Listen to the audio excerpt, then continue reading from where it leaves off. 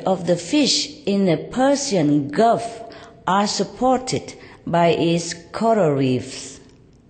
However, the Persian Gulf coral reefs are now among the most endangered in the world. About 35% might have been already lost due to bleaching, pollution from desalination plants. And it will not stop if we continue to have desalination plants. It will just increase the damage, you see. But without desalination plants, we have no water in your country. So you see the trouble. Effects from past wars in the region also add onto this problem. And also ongoing mega construction projects, though they look beautiful, though they are an attraction to the locals as well as the tourists, they do cause a lot of damage for the environment. Now, for example, the building of large artificial island in Dubai, which is really a masterpiece of architect. I also am very impressed by it. But, you know, it has hugely damaged the Gulf's coral reefs, mangrove trees, and seagrass ecosystems. Please forgive me for stating the true facts, because you need to know now. Number 9, we go to air pollution. Many of us now live in the cities and we cannot avoid the pollution, like the ozone smoke, which takes away our health and sometimes even our precious lives.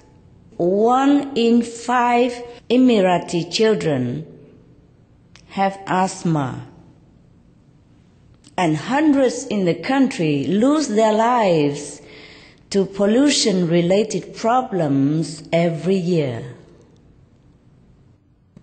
Number 10, we go to discuss the topic which is in your heart today and which is the major theme of your Congress. That is meat consumption. The subject that not many people want to talk about, even at the United Nations Summit.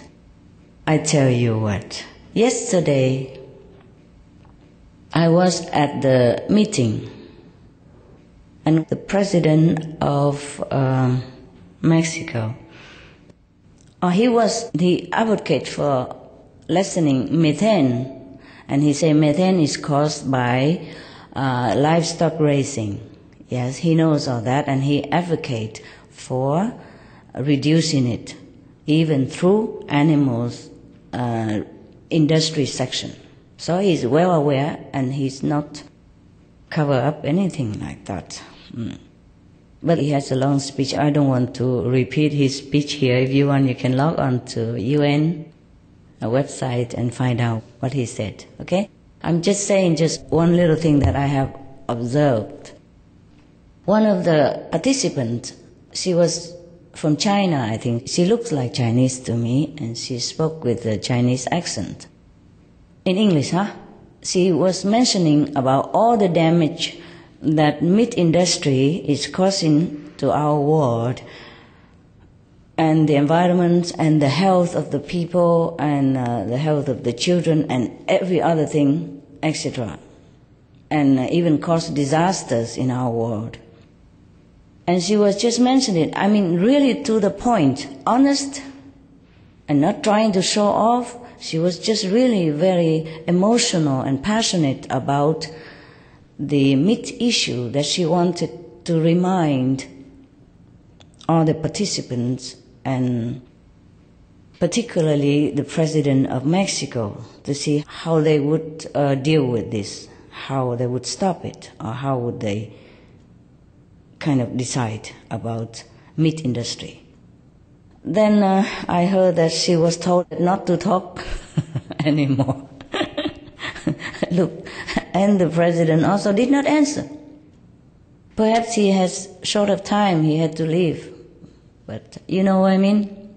Yeah, we can understand. We have to be honest and truthful about the main topic. We cannot run around the circle and avoid mid-industry question like we avoid a sore thumb or avoid a boil on our body and don't touch it, don't touch it. We have to touch it in order to heal it. Especially we know that it is very dangerous boil, which could affect our life, which could be fatal to our life and even infect others.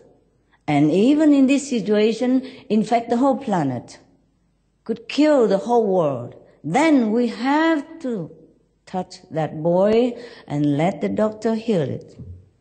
Or we heal it ourselves if we know how. And we do know how. We have technique. We have power. Each one of us can do this just by being vegan. Nobody wants to touch this subject. I don't know why.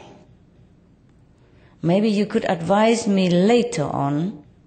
Why? Because I really do not understand. I don't mean to intrigue you or to pretend innocent. I really do not understand. When the problem is as clear as the nose in front of me here, I do not understand why people don't discuss and immediately get the solution going to save our lives on the planet. Because we don't even have time anymore to discuss much further, too long, or to be polite to each other until it's too late. Okay, sorry, I get carried over. Forgive me. I'm just too passionate about this subject because it's in my heart. It concerns all of us. Yesterday, I was watching the president's speech and question and answer there, just as I was just mentioning to you. And one of the, I think, journalists or something with a big camera come and say, "Oh, can I take your picture?" I said, "Why? I'm just listening to this." And she said, "Because you're so passionate and look like you are only, like, very interesting. It seems like one-man campaign or something." I said, yeah, I'm very passionate about this because it's my planet. That's a wonderful idea. It starts with one man, doesn't it? And then it carries on to the other, and that's how your passion can go on to other people as well. And it's our own common world that we live in. Yes, because I sat there just alone, watching the TV outside the corridor. Okay. And I was so fixed on the TV, that's why she was attracted, and she came and watched me for half an hour or something before she asked me. I said, "Oh, go ahead, take what picture you want, I'm all yours." And then she left after a while. Okay, we go back to your country, forgive me, my God, forgive me. The United Arab Emirates is one of the main countries in the Middle East that imports live sheep from other countries.